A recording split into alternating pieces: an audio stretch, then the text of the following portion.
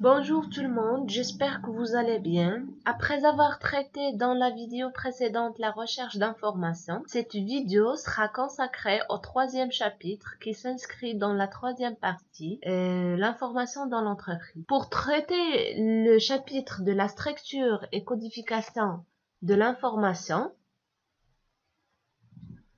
nous allons suivre le plan suivant. Le premier point sera consacré à la structure de l'information. Puis, dans le deuxième point, nous parlerons de la codification de l'information, à savoir celle fonctionnelle ou la codification technologique. Et enfin, on va voir un exercice d'application. À travers l'exemple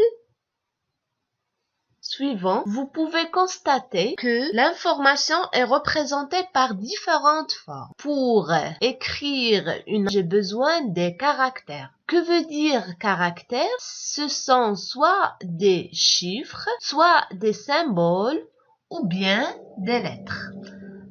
Alors, l'ensemble de ces caractères constitue les mots et l'ensemble des mots constitue des rubriques. Et en fin de compte, l'ensemble de ces rubriques constitue un article.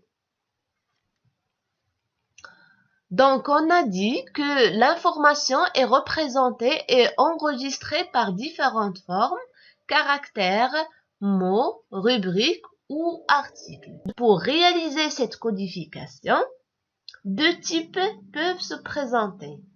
La codification fonctionnelle et la codification technologique. La codification fonctionnelle permet à l'utilisateur de transformer une information exprimée en langage naturel à un langage abrégé ou codifié. Je vous donne un exemple. Au lieu d'écrire entreprise, je peux écrire seulement entreprise de cette façon-là. C'est-à-dire, j'ai fait une codification fonctionnelle. Au lieu d'écrire une information longue, je me contente d'écrire une abréviation. Alors, on a dit que il existe deux codifications, une fonctionnelle et une autre technologique. Alors, la codification technologique, c'est quoi? Il permet d'adapter les données codifiées à la machine. Autrement dit, le fait de convertir des informations ou bien des codes qui sont décimales à des codes binaires. Lorsque je parle de code binaire ou bien de langage binaire, c'est le codage. Ce sont un langage qui est adapté à la machine. Donc, pour codifier, on peut faire appel à plusieurs types de codes. La première catégorie des codes, ce sont les codes élémentaires qui sont établis ou bien élaborés à partir d'une seule propriété. Alors, le premier type de code, c'est le code séquentiel. Code séquentiel. Alors, que veut dire un code séquentiel? C'est un code qui est constitué d'une suite de numéros consécutifs. Autrement dit, ce sont des nombres qui se suivent, comme le cas de matricule. Les avantages de ce code, il est simple, il est non ambigu, mais il n'est pas significatif. Je vous donne l'exemple de la liste d'absence. Parfois, vous trouverez des élèves qui ont, par exemple, le numéro 1 ou bien le dernier numéro. Est-ce que l'élève qui détient le numéro 1 est le premier de la classe? Ou bien celui qui détient le dernier numéro de la liste, est-ce qu'il est le dernier de la classe? Donc, ces numéros sont donnés de façon aléatoire et ils n'ont pas de signification. On passe maintenant au deuxième type de code, le code descriptif ou bien significatif. Alors, c'est un code qui a une signification. Je vous donne un exemple.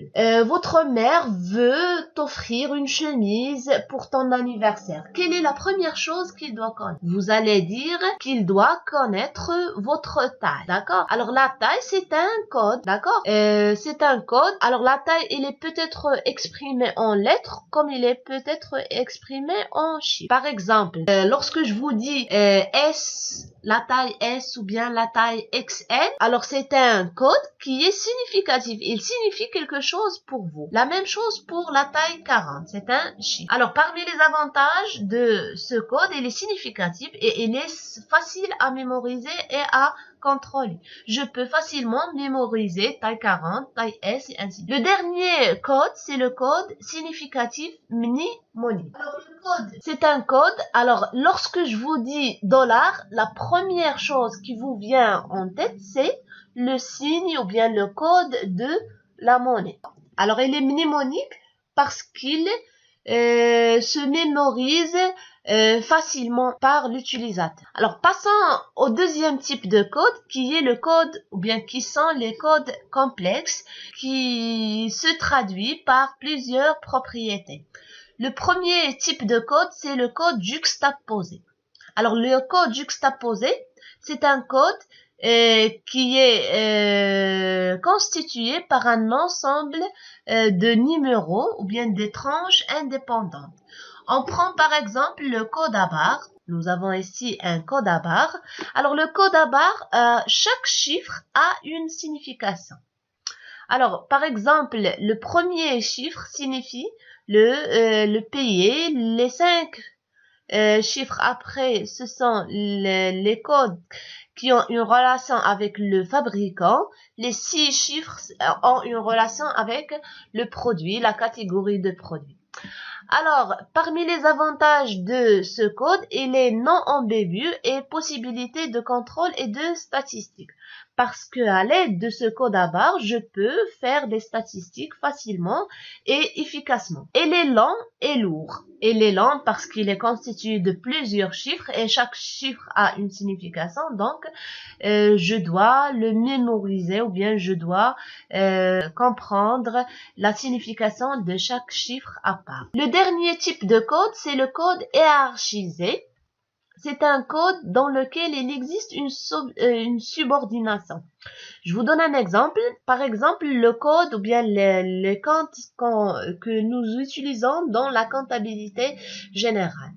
Alors, chaque chiffre a une signification. Alors, lorsque je vous dis 2, ça signifie la classe 2, c'est-à-dire l'actif immobilisé.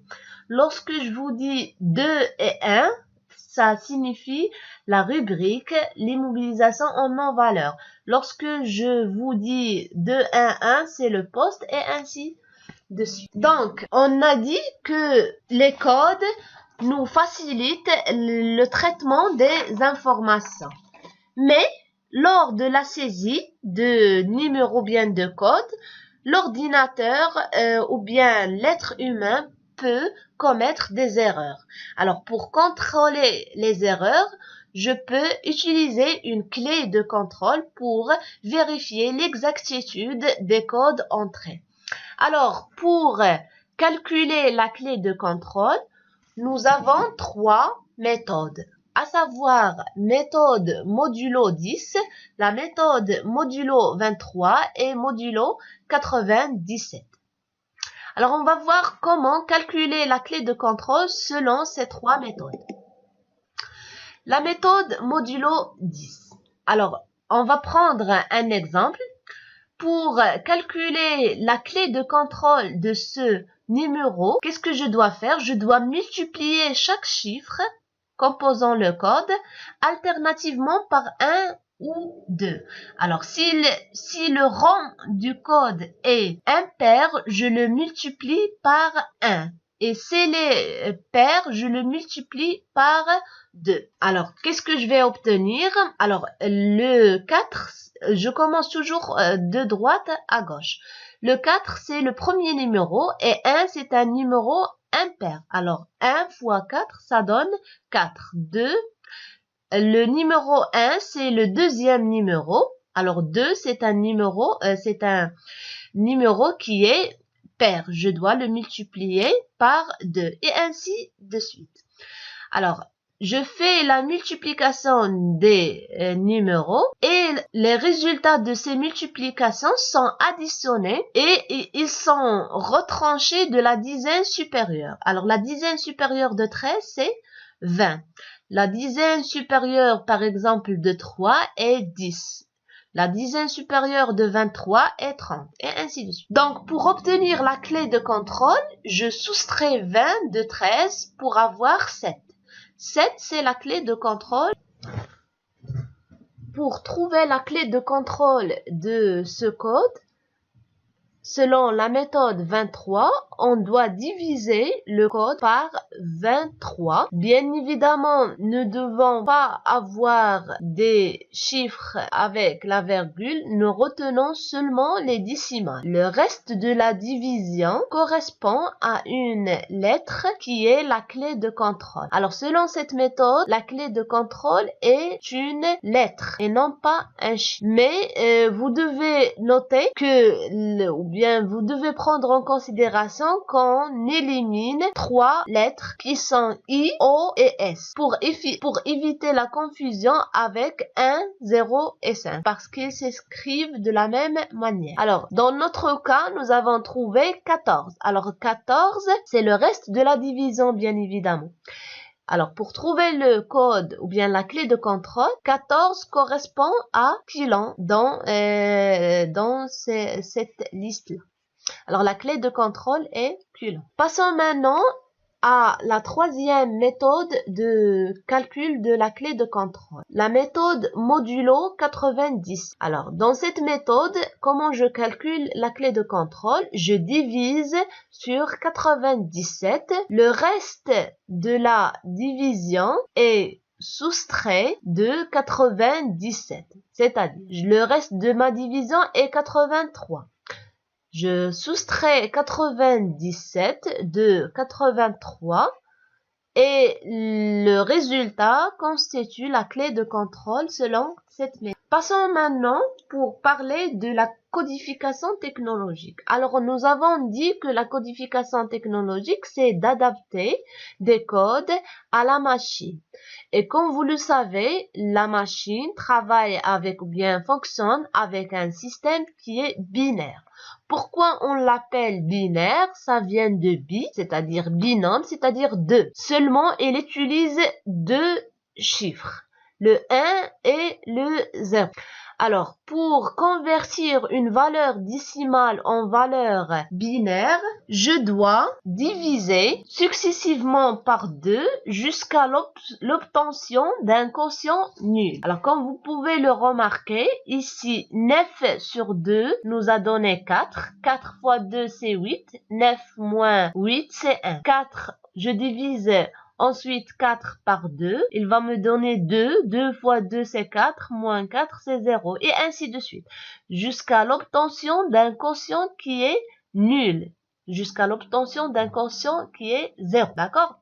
Alors, le système, maintenant j'ai trouvé le code binaire. 9 en code binaire ou bien en langage adapté à la machine, c'est 1, 0, 0 et 1.